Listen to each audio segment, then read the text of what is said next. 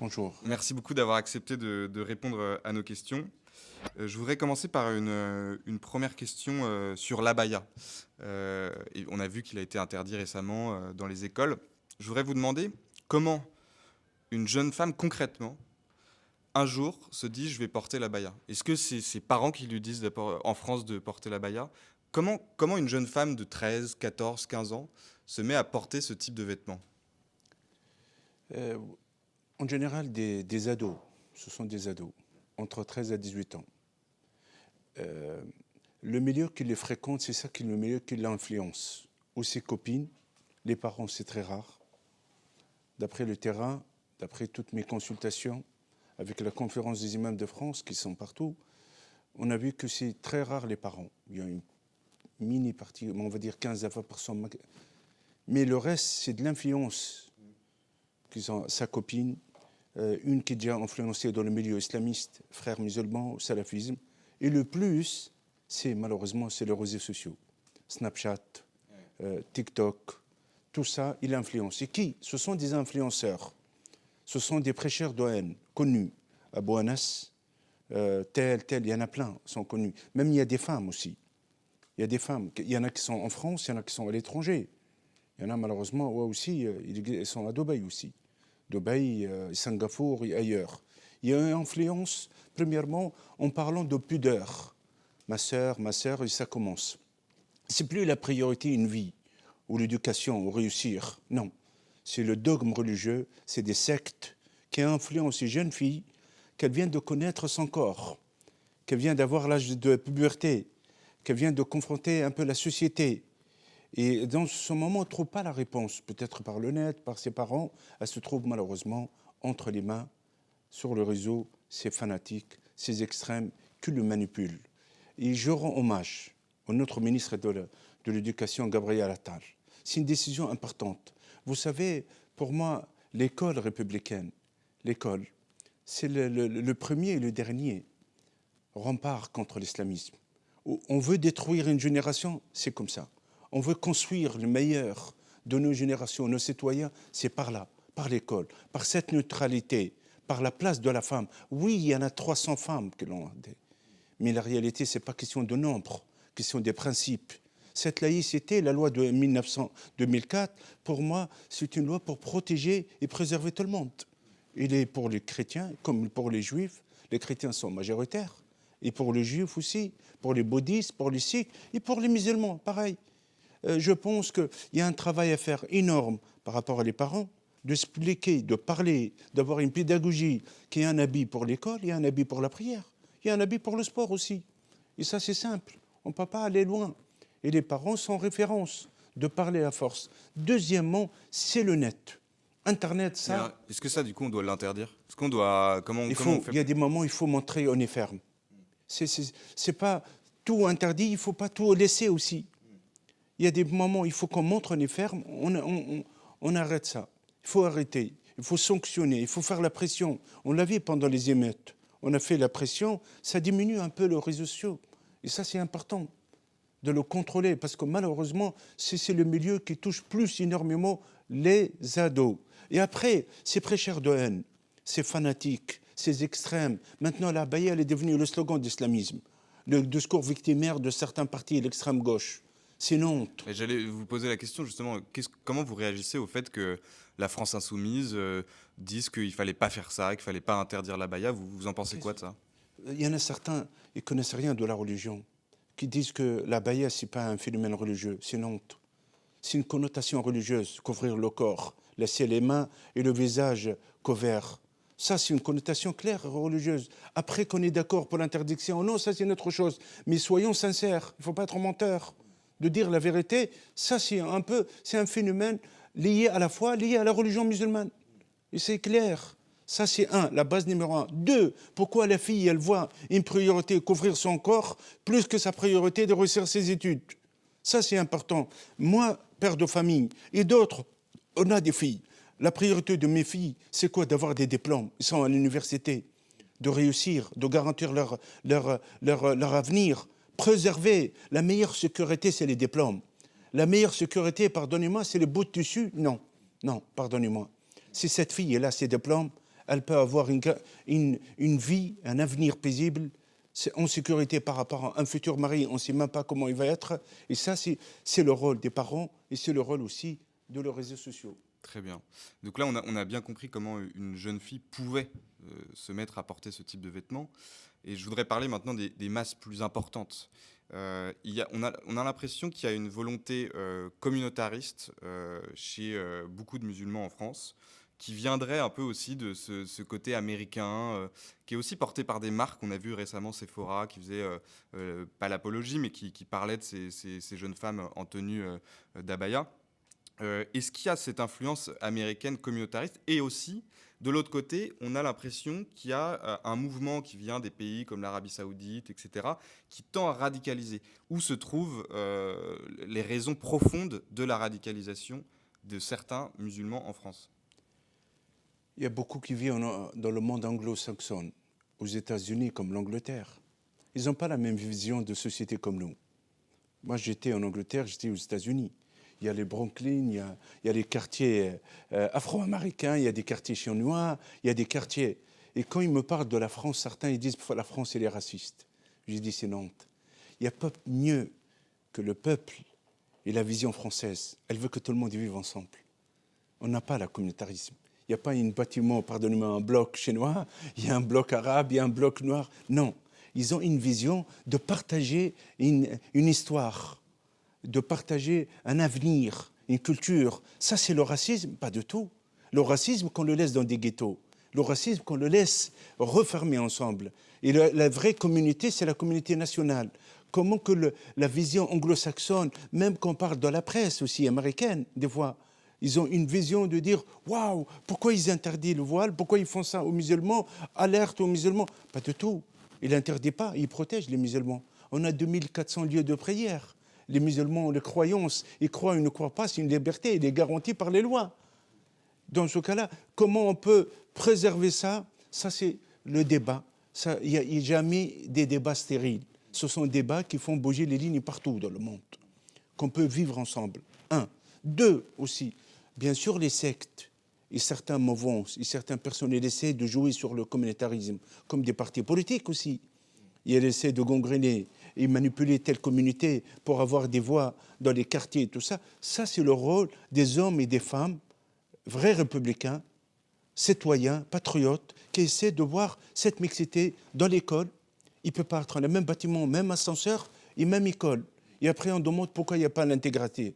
Là, il n'y a pas l'intégration. Je pense que l'intégration, elle vient avec la mixité dans une politique de la ville, la mixité dans l'école, la mixité aussi. Et c'est grâce à ça, il faut l'expliquer aussi, parler. Souvent, je parle à la presse arabe ou la presse internationale.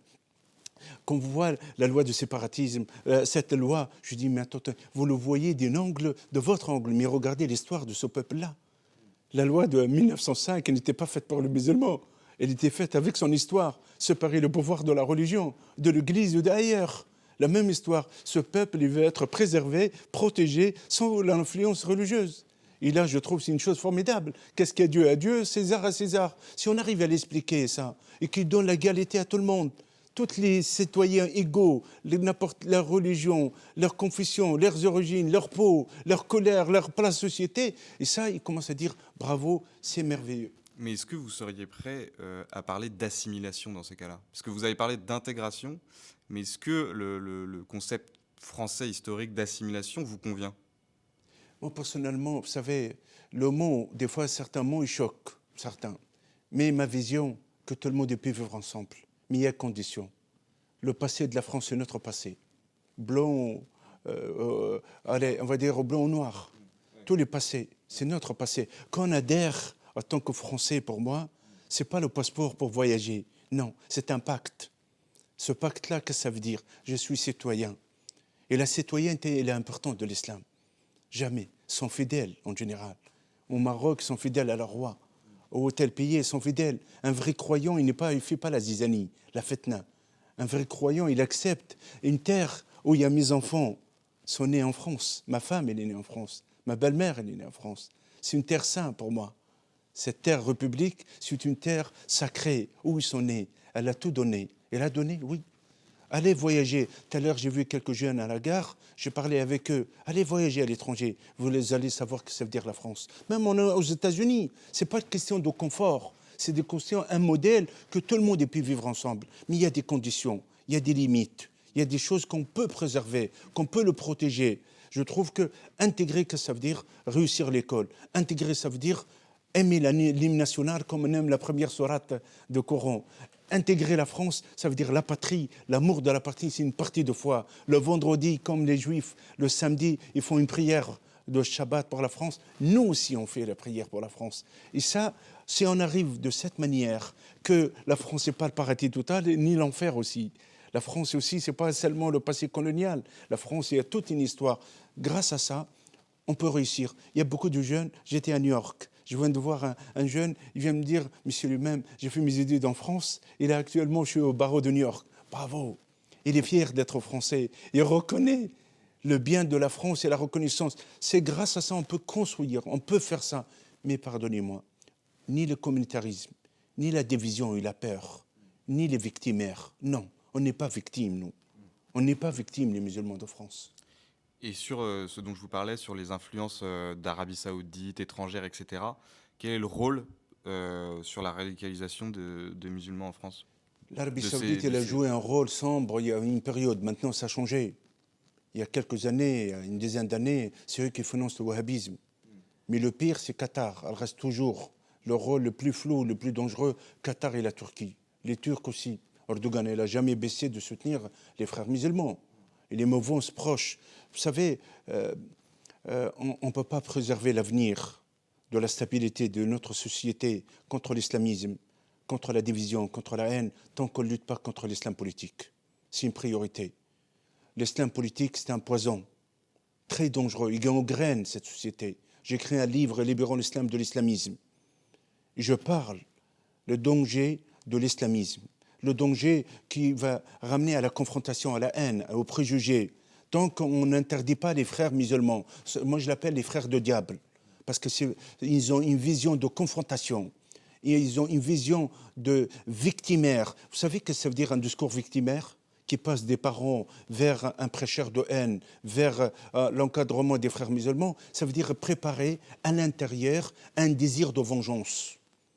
Et ce désir de vengeance, qu'est-ce que ça veut dire? Il y a un coupable en face, c'est les Français, c'est la France, c'est à cause de eux. Et il peut être récupéré par n'importe qui, par Daesh, par l'AQMI, par Boko Haram, par n'importe qui pour passer à l'acte, pour avoir sa vengeance. De ce discours de victimaire, il vient la source, c'est l'islam politique, les frères musulmans. J'aimerais et je le souhaite que la partie républicaine et tout le monde, les citoyens, tous les vrais citoyens sont partis, de dire on fait tous de pression sur notre gouvernement pour interdire les frères musulmans. On a la loi de séparatisme, on a les outils pour interdire cette secte, c'est interdire les finances, interdire les prêcheurs, parce que malheureusement c'est triste, la France de Voltaire, elle a envoyé 2000 personnes en Syrie, en Irak, pour massacrer les chrétiens d'Orient et assassiner les Yazidis. Ça c'est une vérité de l'histoire, qu'on accepte ou non. Et cette France aussi, il y a 30% des enfants de l'immigration, ce sont dans les études supérieures aussi.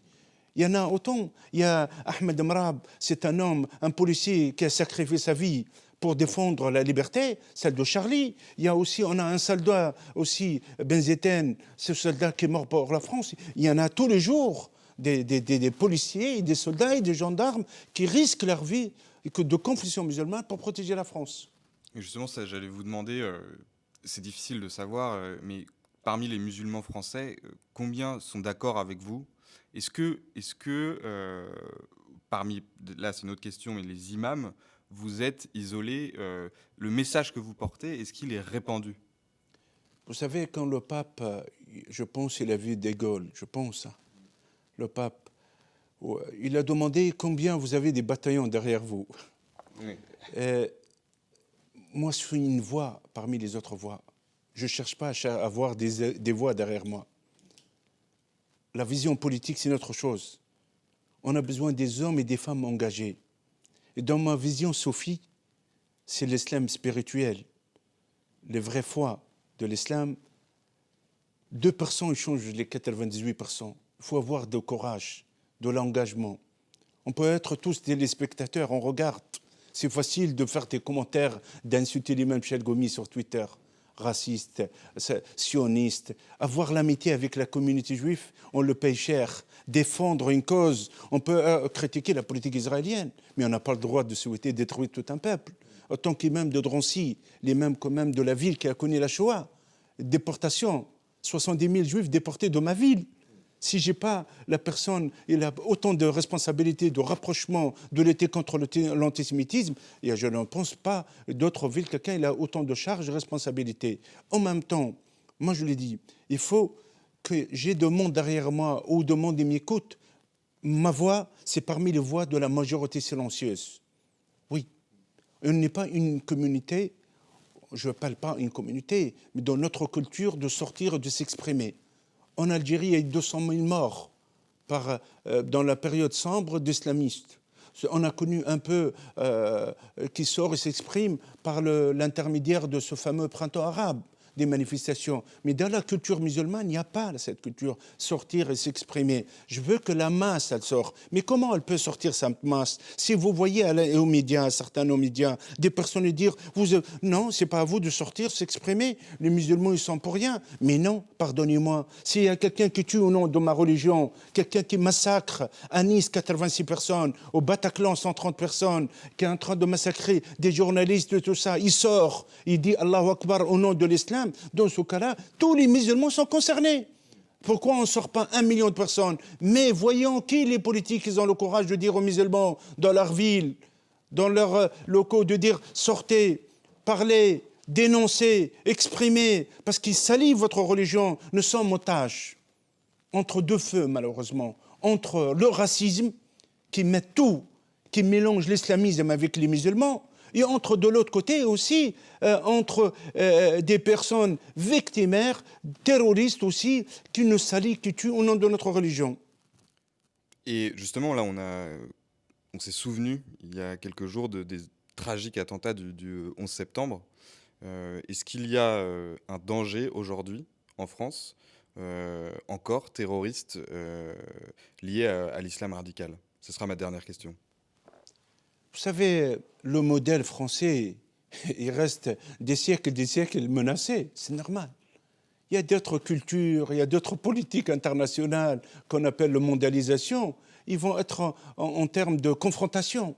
Aujourd'hui, nous sommes confrontés à l'islamisme, l'idéologie de la mort. Il menace la société française. Pourquoi? Parce que pourquoi il le tue au Bataclan? Parce qu'il y avait Jacques, Mohamed, Fatima, tout le monde regarde un spectacle. La musique, ça le dérange. Le sport, ça le dérange. Les gens qui sortent le 14 juillet à Nice, ça dérange les fanatiques. Dans ce cas-là, notre modèle, il est menacé. Bien sûr, la liberté d'expression, les caricatures de Charlie, qu'on l'aime pas, ça dérange. Ils n'ont pas cette culture. Et dans ce cas-là, plus que ça, nous, on le dérange avec nos débats, plus que nous sommes menacés. Ça veut dire qu'on va se taire et on n'a rien fait, on réagit. Non, tout à fait le contraire. Cette France, elle fait bouger les lignes partout dans le monde. Dès qu'on fait un débat, les Turcs commencent à râler, les Bangladesh pareil, les Afghans pareil. Dans ce cas-là, ça veut dire le débat, elle dépasse nos frontières et c'est ça la force de notre France. C'est ça la force de cette République, que je l'admire et que je lui dis merci parce qu'elle m'a adopté en tant que citoyen français. Merci beaucoup d'avoir répondu à nos questions. Merci.